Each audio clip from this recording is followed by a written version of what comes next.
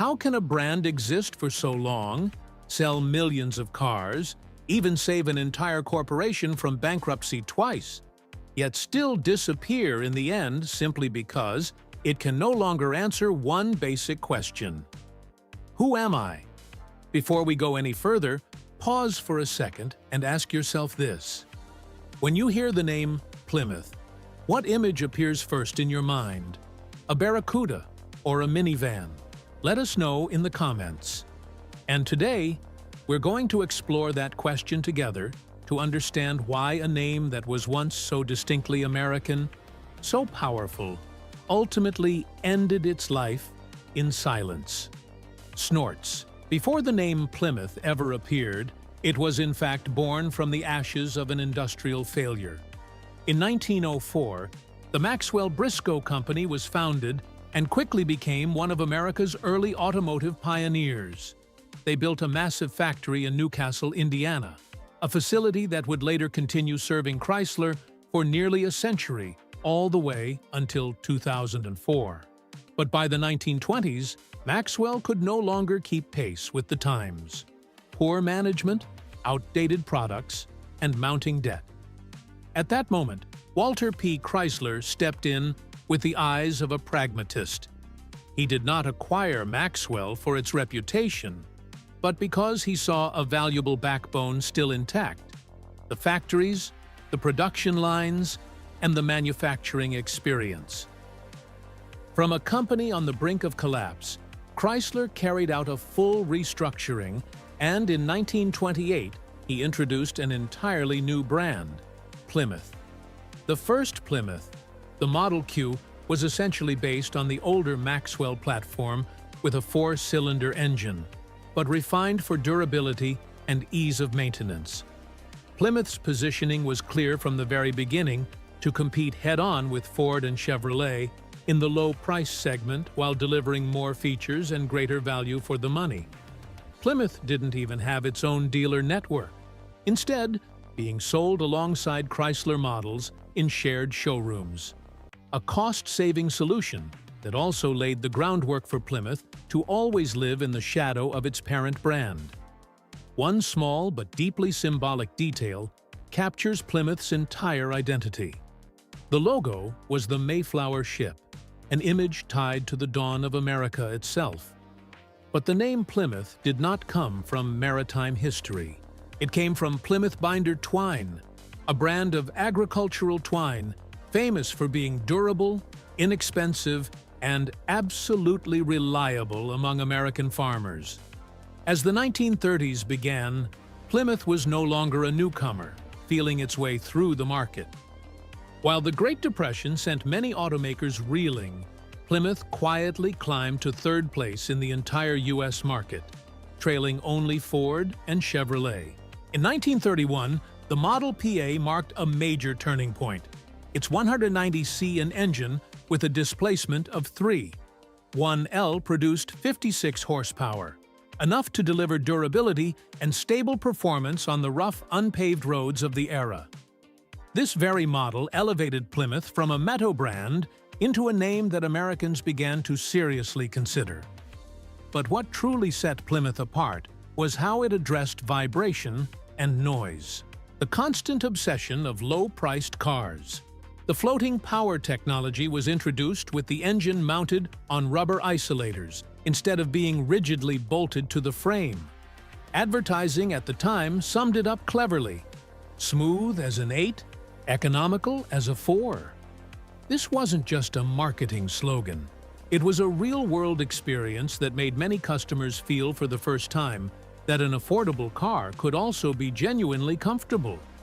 But in 1933, Plymouth made a mistake with the Model PC by using a wheelbase that was too short, causing the car to be criticized for poor proportions and unstable handling. The company's response showed a rare degree of flexibility.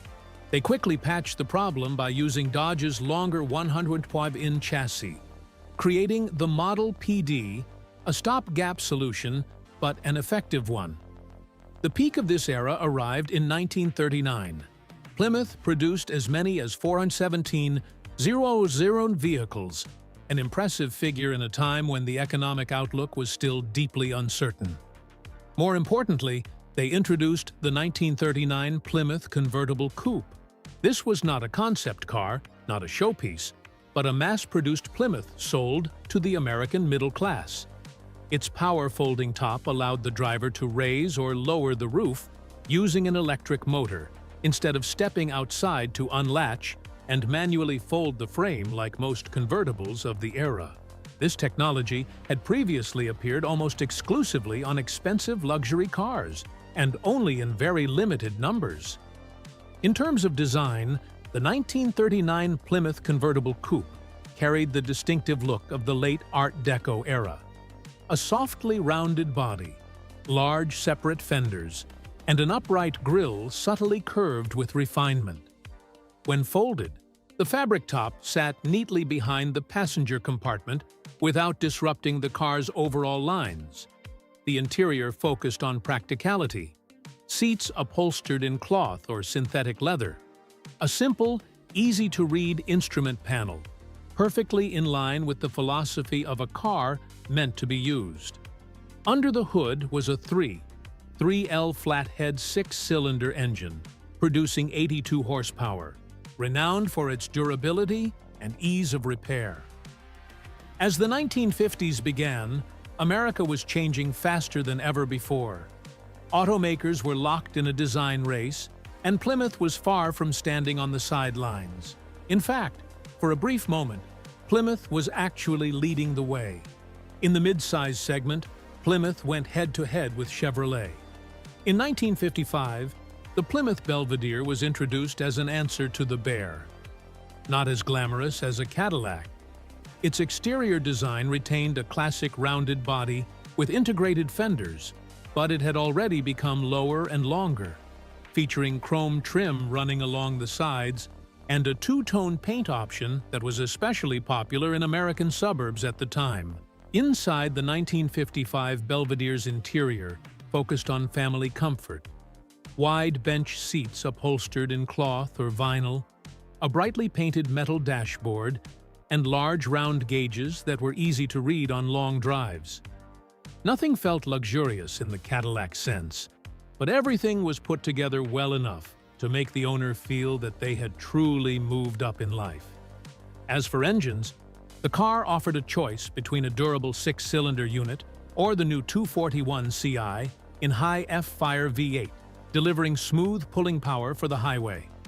By 1956, Plymouth raised its ambitions with the Fury line, equipped with a 303C in V8 engine, producing 240 horsepower. The true peak came in 1957 with the forward-look design language. A low, wide body, soaring tail fins, curved glass.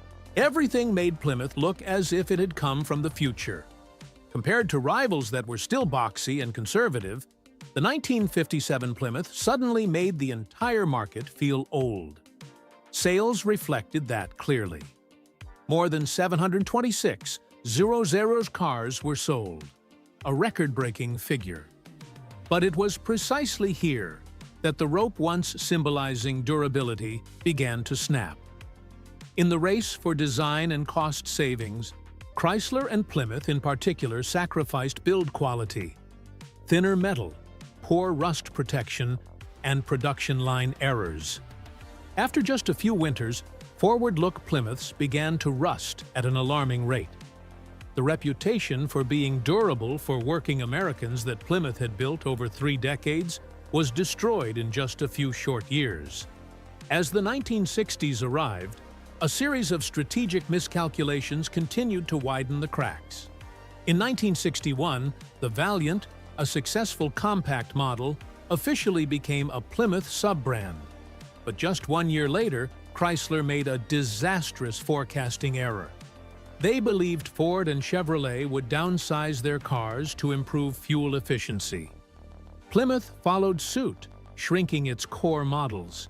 In reality, the competitors did not. The result was that Plymouth suddenly looked small, weak, and far less appealing on the showroom floor. Ironically, it was during this very period of turmoil that Plymouth found light elsewhere. Muscle cars, In 1964, the Barracuda debuted 2 weeks before the Mustang, yet carried an entirely different spirit. Rather than copying a familiar sporty formula, Plymouth chose a bold design path of its own. The most striking feature was the fastback rear with its massive wraparound rear glass, one of the largest single pieces of glass ever installed on a mass-reduced car at the time. It made the Barracuda look more like a concept car than a mainstream production vehicle. Under the hood, the 1964 Barracuda used the Valiant platform with standard 170 or 225 cubic in 6-cylinder engines and an optional 273 CI in V8, delivering respectable performance, but not yet truly explosive. The interior leaned toward practicality. A simple dashboard, bench seats or optional buckets, and an atmosphere that felt more like a family car than a race machine. In 1967, the Belvedere GTX emerged no longer as an upgraded family sedan, but as a direct declaration of war in the muscle car era. In terms of design, the GTX retained the familiar mid-size Belvedere body, but it was genuinely muscle-bound. A flat hood, a stripped-down grille, and discreet yet defiant GTX badging. Under the hood was the true soul, the 2L440 Super Commando 58, producing over 375 horsepower with the optional 426 Hemi for those unwilling to accept compromise. The interior retained a Spartan character, bucket seats, round gauges, a thick steering wheel focused on the driver, not on comfort. In 1968, the Roadrunner was born from a very simple idea. Strip away everything that didn't make the car go faster. No excess chrome, no elaborate interior, no attempt at luxury. In terms of design, the Roadrunner looked raw and honest, with a clean Belvedere coupe body, a minimalist grille, and the Roadrunner bird logo serving as a humorous wink to those who truly understood it. And when it came to engines, the Roadrunner didn't hold back. The standard power plant was the 383 in V8, producing over 335 horsepower with optional 446 barrel or 426 Hemi engines for those truly hungry for speed. The Barracuda continued to evolve, sharing the E-body platform with the Dodge Challenger, but internal overlap once again betrayed Plymouth. The two cars were simply too similar, and the Challenger, favored with a stronger image, gradually stole the spotlight. By 1974, the Barracuda was discontinued, closing the chapter on Plymouth's muscle car era. And during this period, the Valiant became Plymouth's most important lifeline. It was simply a compact car, durable, easy to repair, and true to the old binder-twine spirit. By 1971, Valiant sales reached 250,000 units, a highly desirable figure as the overall market was contracting.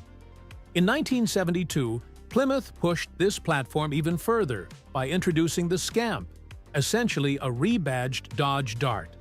The result? 303,000 cars sold in a single year, with Valiant alone accounting for nearly 40% of Plymouth's total sales. Plymouth was surviving, but it was surviving on its past, not its future. By 1976, Plymouth placed all of its remaining hopes on the Volon. On paper, it represented progress.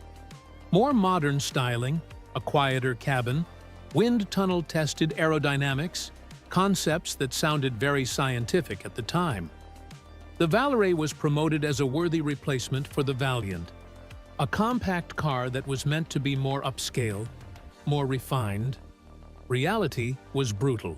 The Valere quickly became a quality disaster. Bodies rusted early. Hoods could fly open while driving. Front suspension components failed. Defects that were unacceptable for a family car. In its very first year alone, Chrysler was forced to issue as many as 8 major recalls. The Volar didn't just turn customers away from Plymouth. It pushed the entire Chrysler Corporation to the very edge of bankruptcy. While the Volare was destroying trust, another path was quietly bringing in sales. Front-wheel drive compact cars, the Plymouth Horizon and Omni, based on European platforms, didn't carry traditional American character, but they were exactly what the market needed after the oil crisis. They were fuel-efficient, easy to drive, and sold reasonably well throughout the late 1970s. As the 1980s began, Plymouth no longer had the luxury of pursuing passion or identity. Chrysler was on the brink of bankruptcy, and the man brought in to put out the fire was Lee Iacocca.